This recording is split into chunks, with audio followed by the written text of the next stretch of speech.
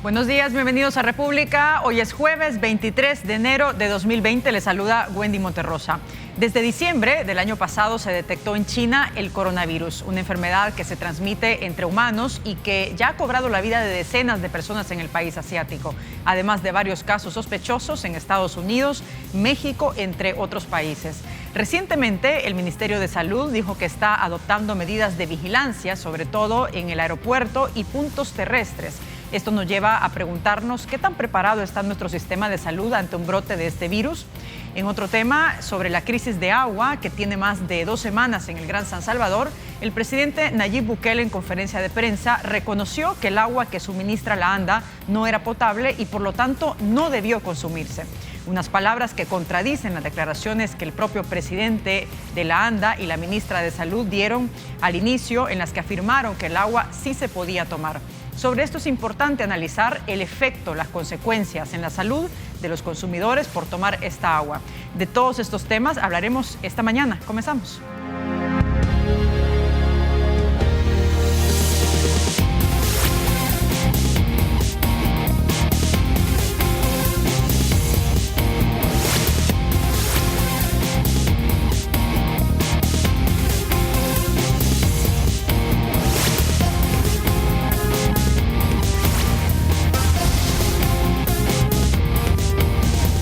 Bien, ya poníamos en contexto de lo que vamos a conversar esta mañana y damos la bienvenida a Milton Brizuela, presidente del Colegio Médico, que está con nosotros, y también Miguel Majano, vicepresidente del Colegio Médico. ¿Qué tal? ¿Cómo está? Bienvenido. Muy bien, muchas gracias. Es un placer estar con usted y su audiencia.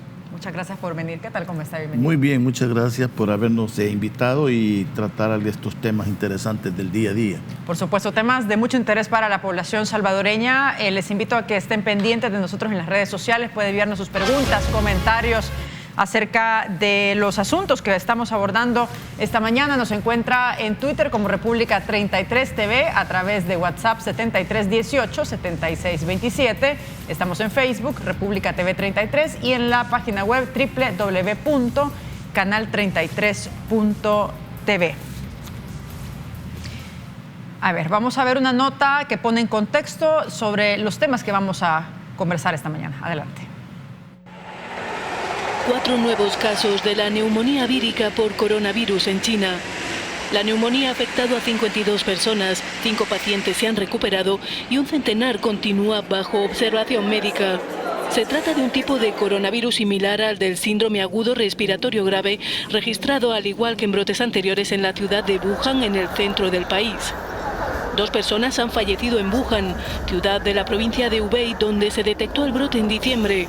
Además, se han detectado 2 casos en Tailandia y 1 en Japón, en personas que habían viajado a esa región.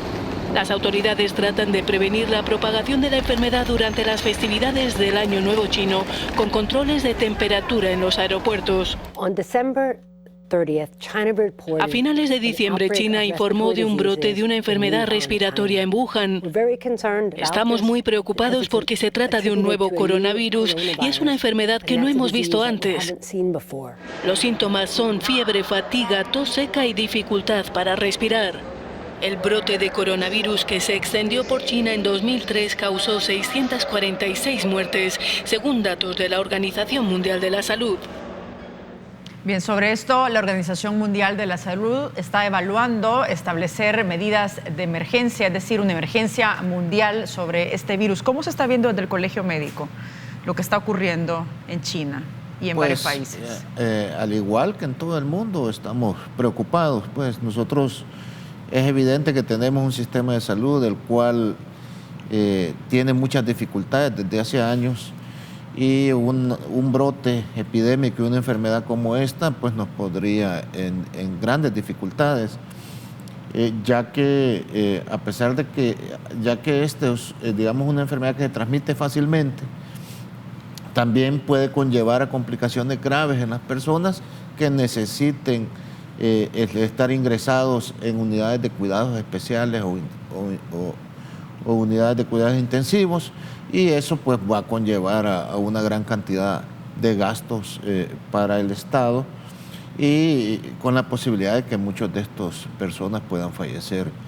Escuchábamos a un colega infectólogo que cuando existen brotes de este tipo no se tiene que preguntar uno si va a llegar o no va a llegar las infecciones a nuestro país. Se tiene que preguntar cuándo va a llegar y estar preparado para que cuando eso suceda, poder hacer un cerco sanitario para que no se propague y que se convierta en una epidemia en nuestro país.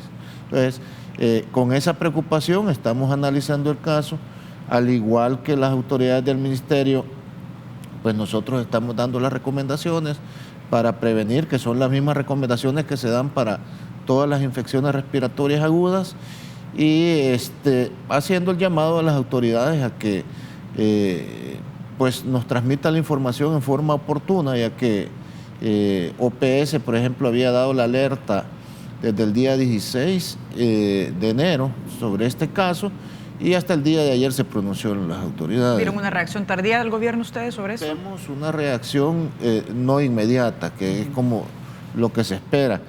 Por ejemplo, en este momento, el último reporte epidemiológico semanal, que tradicionalmente el ministerio lo tiene que presentar al final de la semana, los viernes o sábados, desde el 4 de enero no se ha publicado. Tradicionalmente se publica cada semana, ¿no? Cada semana. Sí.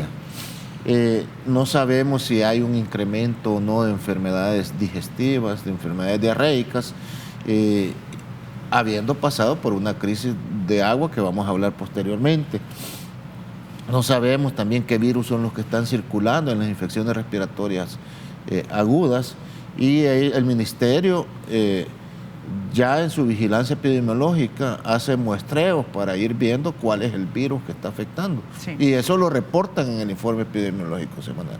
Vamos a ver un pequeño fragmento del comunicado que emitió el Ministerio de Salud sobre este tema. Bueno, ahí tenemos el gobierno de Guatemala, por ejemplo, que emitió este comunicado y dice: se recomienda a los viajeros que tienen como destino China y otros países que han reportado casos seguir las acciones de prevención de enfermedades respiratorias como el lavado frecuente de manos, evitar aglomeraciones y el contacto con personas enfermas.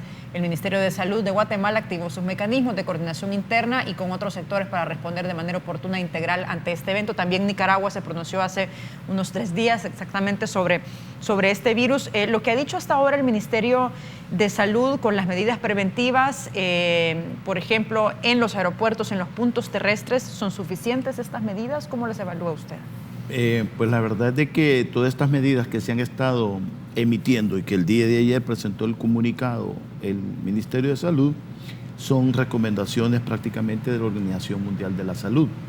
Estas recomendaciones son las que prácticamente, si ustedes las revisan, son directrices para los diferentes países en cuanto a poder hacer ese cerco epidemiológico para evitar la entrada del virus en este caso, ¿no? Entonces son prácticamente recomendaciones mundiales. Lo de los aeropuertos, el lavado de manos, el aislamiento de las personas, el utilizar mascarillas, en fin, la forma como se va a transmitir esta enfermedad, que es a través de lo que es el contacto directo, ¿verdad? Hay que ver la enfermedad como un proceso respiratorio que se transmite de persona a persona, y estudiar la enfermedad, cómo es que se va a propagar, para ver esas medidas que ahorita están implementando. ¿Ante qué estamos sobre este coronavirus? Porque entiendo que va mutando a medida que se va propagando en los países. Hay médicos expertos que dicen que no estamos hablando de un caso grave, como por ejemplo el síndrome respiratorio agudo severo, que en 2012 mató a 774 personas de 8,000 casos que se registraron. Pero ¿frente a qué estamos con este virus? Lo que pasa es que es algo nuevo. O sea, coronavirus hay desde hace muchos años identificados.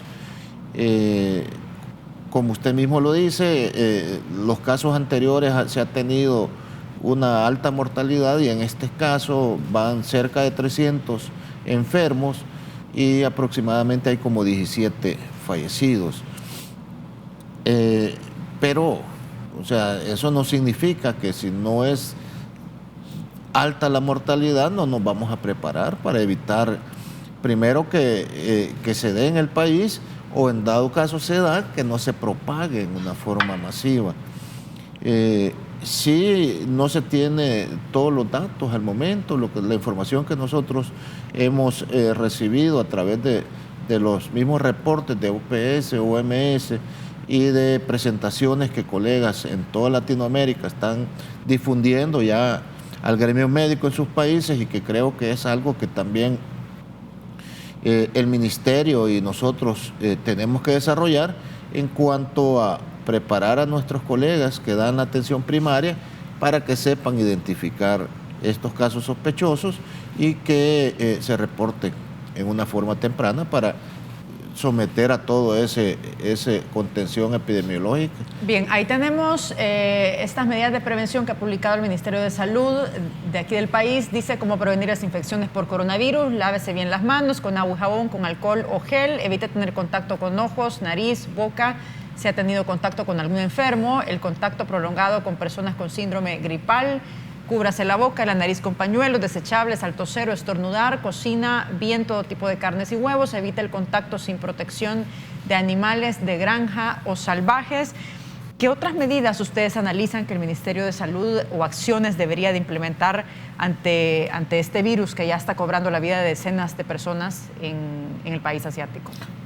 La verdad es de que dentro de las medidas es principalmente el factor epidemiológico de la enfermedad. El hecho de estar detectando, porque es un proceso respiratorio ya definido. El punto es que hay que identificar qué tan letal o qué tan mortal puede ser este proceso respiratorio. Pero por lo general evitar las aglomeraciones. Todas estas medidas que se están generando o que las está emitiendo el Ministerio son medidas que se están realizando prácticamente para evitar lo que es la difusión del virus.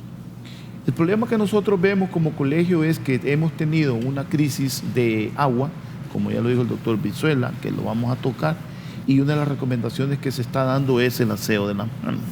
El aseo de las manos. Entonces, desde ese punto de vista debemos de tener nosotros el elemento agua como un factor preponderante para que la población no tenga ese riesgo de enfermarse. Entonces, son medidas que el Ministerio debería de valorar y determinar en qué calidad de agua tenemos para evitar este tipo de transmisión de la enfermedad. Porque las enfermedades prácticamente, lo que son los procesos digestivos principalmente, se pueden transmitir a través del agua, y los procesos respiratorios a través de persona a persona. En este caso se dice de que ya hay relación del coronavirus, de que se puede transmitir de persona a persona, aunque inicialmente era de animal a persona. Sí. Bien, vamos a hacer una pausa, pero vamos a regresar enseguida con más de estos temas. Son las 6 de la mañana con 45 minutos. No nos cambie.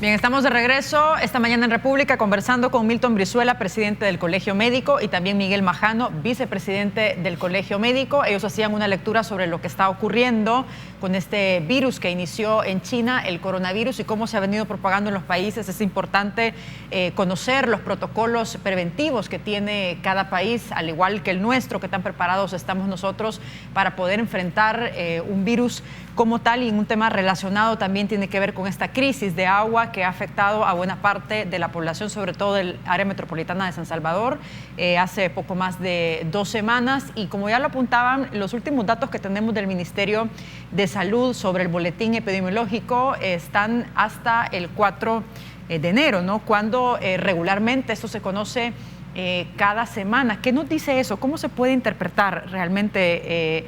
¿Hay una intención de parte del gobierno de ocultar estos datos por alguna razón? ¿O cuál es, la lectura que ustedes hacen sobre esto? Bueno, genera dudas. Nosotros, tanto con el gobierno anterior, que era de otro partido político, como con el actual, ya hemos vivido esa preocupación. El año pasado existió, según el mismo boletín que ellos publican, una elevación de casos de infecciones respiratorias agudas que superaba el nivel, según el corredor endémico, el nivel de epidemia, y a las semanas siguientes no lo publicaron. Entonces, genera dudas y credibilidad de las autoridades el que no lo hagan. Esto no es algo que nos sirve solo a El Salvador. O sea, la evaluación del boletín epidemiológico semanal le sirve también a los países vecinos. Nosotros tenemos un flujo migratorio bien activo con Guatemala, con Honduras, que los países tienen que estar vigilantes entre ellos para saber de qué están padeciendo cada uno, para hacer sus medidas epidemiológicas y evitar que enfermedades de un país se propaguen a otro. Entonces, nos genera dudas y el llamado a las autoridades es eso. En un momento delicado, donde ha existido una crisis del agua potable que nos afecta directamente a todos los ciudadanos, a nosotros nos preguntan muchas veces la postura como médicos, pero nosotros también estamos expuestos a las necesidades de esta agua potable, y que sea un agua potable confiable, tanto para ingerirla, y en el caso de nosotros que tenemos contactos con humanos también y que los examinamos, tenemos que estar frecuentemente haciéndonos aseos de esas manos para no transmitir enfermedades entre uno y otro enfermo. Cuando vamos a operar, por ejemplo, el agua que nos llega es un agua servida igual que el resto, y con esa agua nos lavamos para desinfectarnos y que no, a la persona que vamos a operar no vaya a tener una bacteria que se le vaya a complicar. Y esa es el agua que ha estado llegando también a los hospitales del área metropolitana. Bien, ahí tenemos en pantalla el boletín epidemiológico, que es lo que hablábamos, está hasta el 4 de enero. Por ejemplo, ahí registra los casos sospechosos de dengue, hace un comparativo del 2019 y los casos que se han registrado en el 2020, casos de Zika, diarreas, parotiditis y también fiebre tifoidea. Sin embargo, no se tiene un registro de los casos luego de esta crisis del agua que hemos estado observando.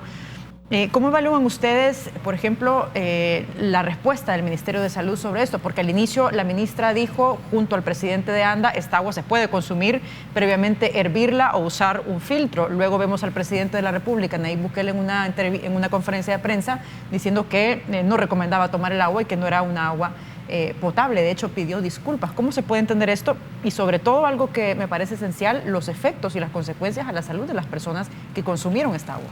Yo creo que el problema la misma población no lo ha generado la población, sino que lo que ha hecho la población es sensibilizarlo, y además de sensibilizarlo, decir que el tipo de agua que está llegando.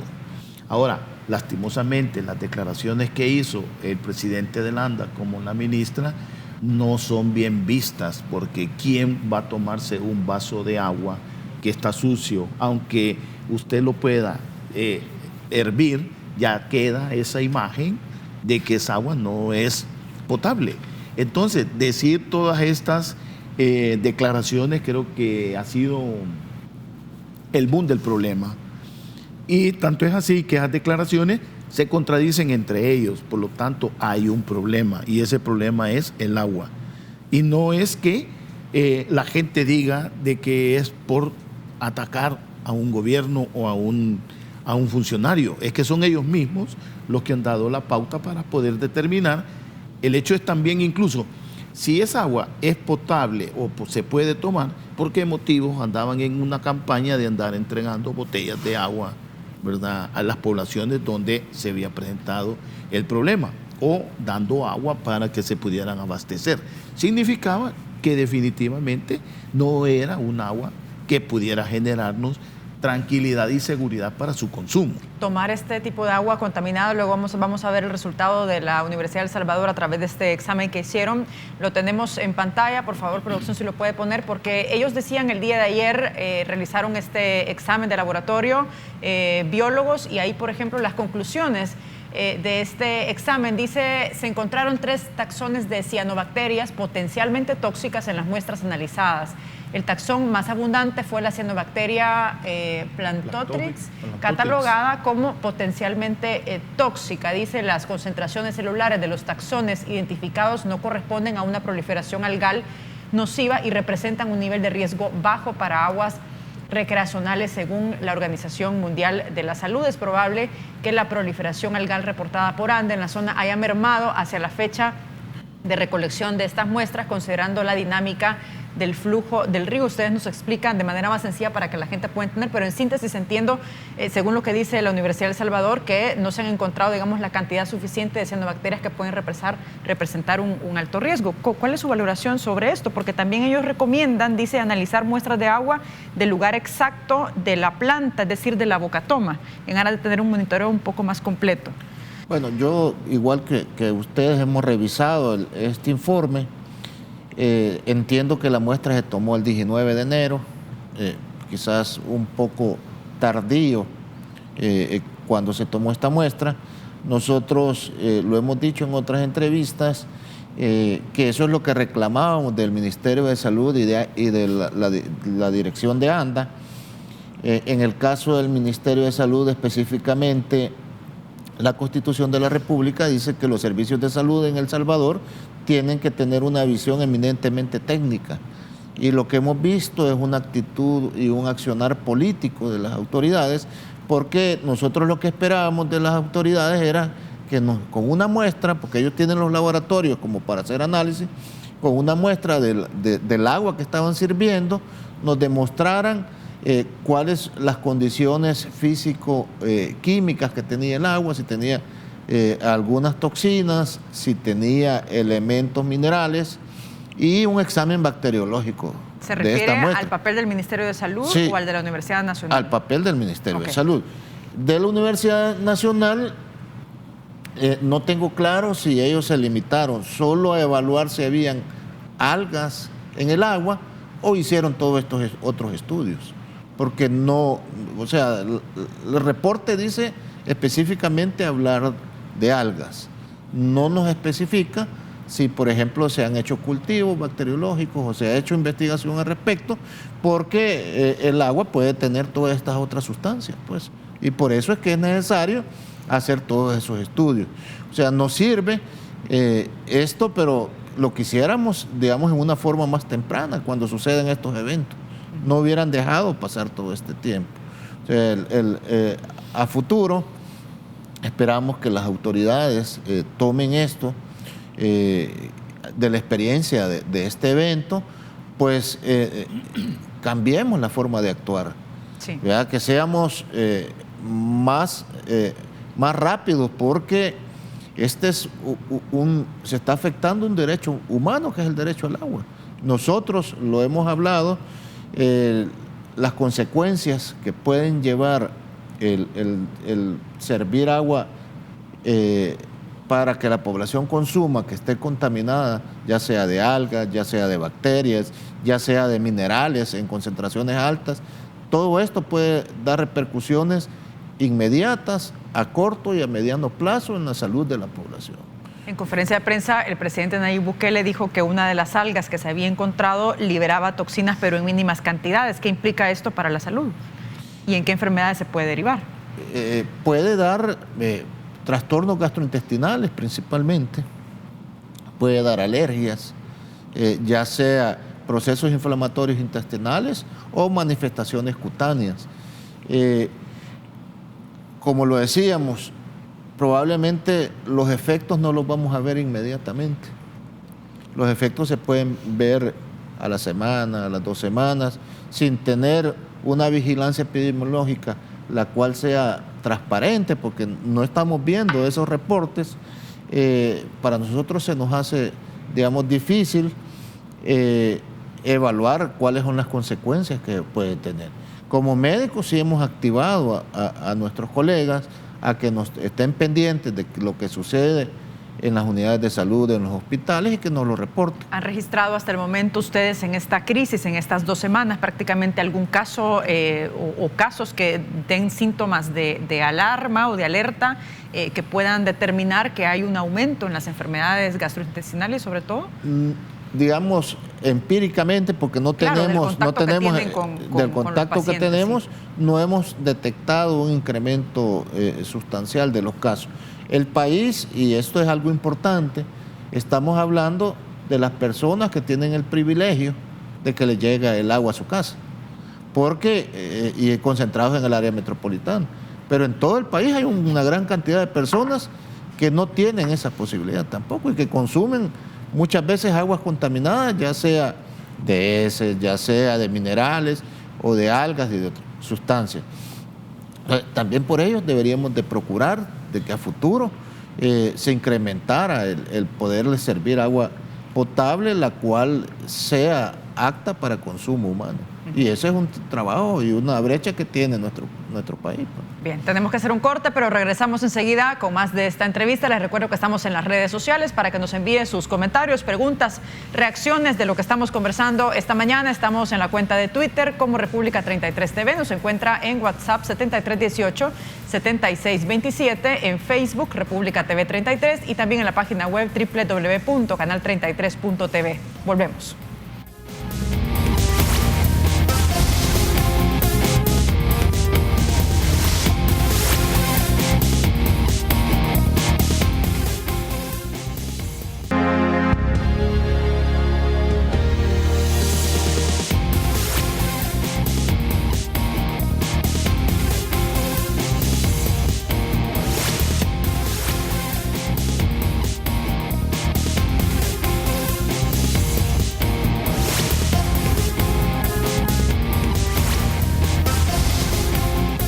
Bien, estamos de regreso esta mañana, 7 de la mañana con 4 minutos, conversando con Milton Brizuela, presidente del Colegio Médico, y Miguel Majano, vicepresidente también del Colegio Médico. Ellos están haciendo una valoración, un análisis sobre la crisis de agua que ha afectado a buena parte de la población salvadoreña y la respuesta que ha dado el gobierno, pero sobre todo el Ministerio de Salud para poder enfrentar esta crisis. El presidente Nayib Bukele dijo en conferencia de prensa que había vertido exceso de sulfato de cobre en el agua porque se lo recomendaron los equipos técnicos internacionales, pero que luego ellos se dieron cuenta que la cantidad que necesitaba para poder mejorar el agua, que estaba en malas condiciones, era mínima. ¿Qué efectos puede tener esto en la salud? ¿Tiene alguna implicación o no? Sí. Bueno, las concentraciones, el dato exacto no lo manejo o no lo manejamos nosotros como gremial, qué tanto puede afectar. Pero sí el uso de sulfato de cobre en concentraciones elevadas puede conllevar a riesgos a la salud de la población, puede dar complicaciones hepáticas, puede dar complicaciones en la mucosa oral, puede dar el exceso de esto, puede dar ulceraciones gastrointestinales que pueden terminar en sangrado, además de las complicaciones crónicas que pueden dar, afectando los riñones y otros órganos del organismo. Entiendo yo, por lo que ha publicado el presidente, que él aceptó asesoría internacional para este manejo. Esperamos que los expertos que hayan dado esa asesoría y que el gobierno haya aceptado las recomendaciones, hayan valorado que esto no vaya a afectar la salud de la población.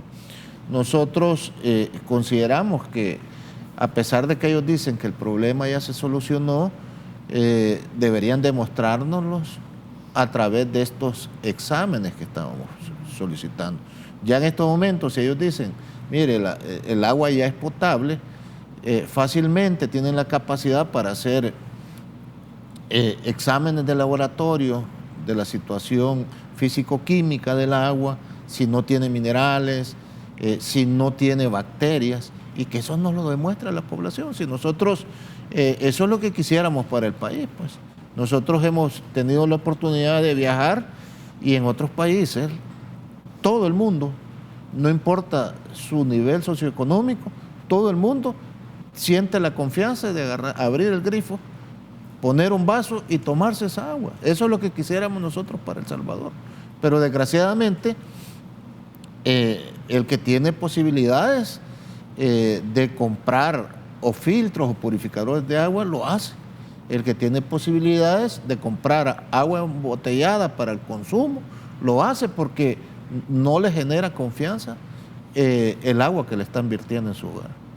Sobre este punto, definitivamente el gobierno ha dicho que esta situación del agua ya está controlada, pero ¿cómo se garantiza si no se tienen los datos? ¿Qué lectura hacen ustedes? Hay varios aspectos, como reforzar lo que dice el doctor Brizuela con el uso del sulfato de cobre, que le dijeron de que no era suficiente. Hay problemas principalmente, bueno, en medicina se ocupa mucho en dermatología, ¿verdad? Entonces, pero no sabemos si ya estos técnicos mencionaron de que la cantidad de sulfato no era la adecuada.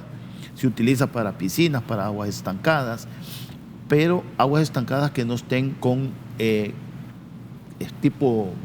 digamos, hierro o aluminio, porque eso agrava más el problema, ¿verdad? Pero es necesario determinar cuál es el análisis, aparte de ese análisis que ha hecho la universidad sobre lo que han encontrado de las algas, porque para eso sirve el sulfato de cobre, para prevenir el crecimiento de las algas. Entonces, necesitaríamos, por lo menos para que la población esté tranquila, el hecho de determinar cuál es la calidad de agua que se está sirviendo. Eso es lo más importante, ¿no? No solo para el consumo humano, sino que también para el hecho de las actividades diarias a nivel de salud, hospitalaria principalmente, ¿verdad? Que se ocupa mucho principalmente en los hospitales para evitar las infecciones nosocomiales. ¿El sulfato de cobre previene el crecimiento de más algas o también elimina las existentes ya? Principalmente evita al menos el que haya crecimiento de algas, ¿verdad? Es más de prevención. Es más de prevención. Evitar que crezcan también hongos, porque el agua estancada genera todo eso, ¿no?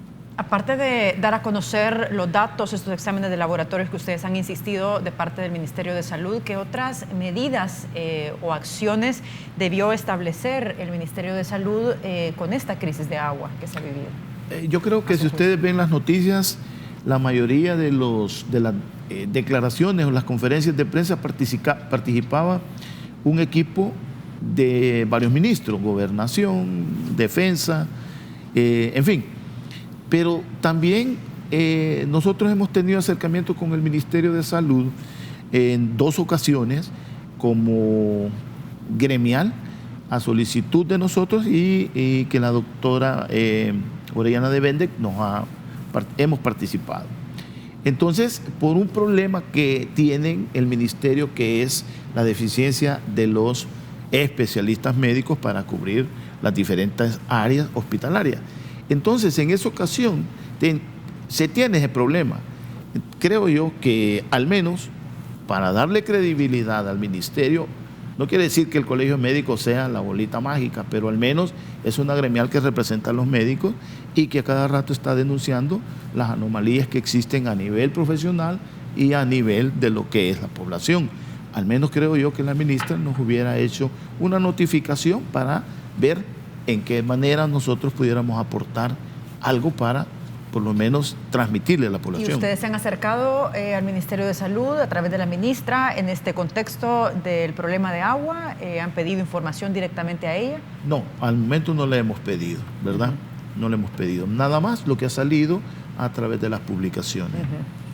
Considero que también es importante hacer una evaluación de acuerdo al trabajo que ustedes realizan como colegio médico de la gestión del Ministerio de Salud, por ejemplo, en cuanto a las citas, al propio sistema, cómo funciona, pero también una parte importante a los medicamentos. El gobierno ha dicho que tiene el 100% de abastecimiento de medicamentos, algo que realmente era difícil verlo en anteriores gestiones.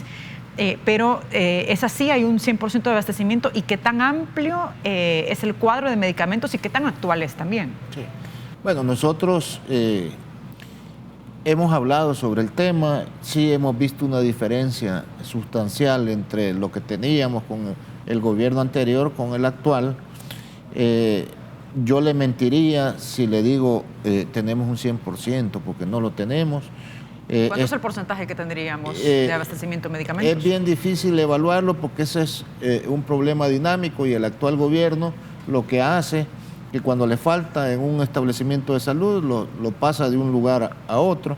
Pero entonces no hay 100% de medicamentos. No hay 100% de medicamentos, está bastante cerca el abastecimiento completo de un cuadro básico, el cual ya está obsoleto para la carga de enfermedad que tiene el país, y las mismas autoridades del ministerio, la señora ministra ha aceptado que este debería ser actualizado. Nosotros le hemos ofrecido un equipo técnico como para que a través de todas las asociaciones de especialistas que son parte estructural del colegio médico podamos evaluar cada enfermedad, los medicamentos con los que se cuenta para cada enfermedad y qué posibilidades existiría de actualizar este cuadro básico, porque las personas que consultan en las unidades de salud, en los hospitales, saben que hay analgésicos, por ejemplo, pero hay analgésicos básicos. Una persona que necesita controlar un dolor y manejarse ambulatoriamente, muchas veces con lo que tenemos no se les controla el dolor. Entonces, sabemos que, digamos, el gobierno intenta vender como que la mayoría de cosas están solucionadas. Nosotros siempre hemos reclamado que el tema de salud tiene que ser visto como un tema de nación y que no debe ser utilizado para propaganda electoral o propaganda política. Y vemos indicios de que se está en esa dinámica también. Lo criticamos en los gobiernos anteriores y lo vamos a seguir criticando. Nosotros sí queremos que se generen políticas públicas que sean sostenibles.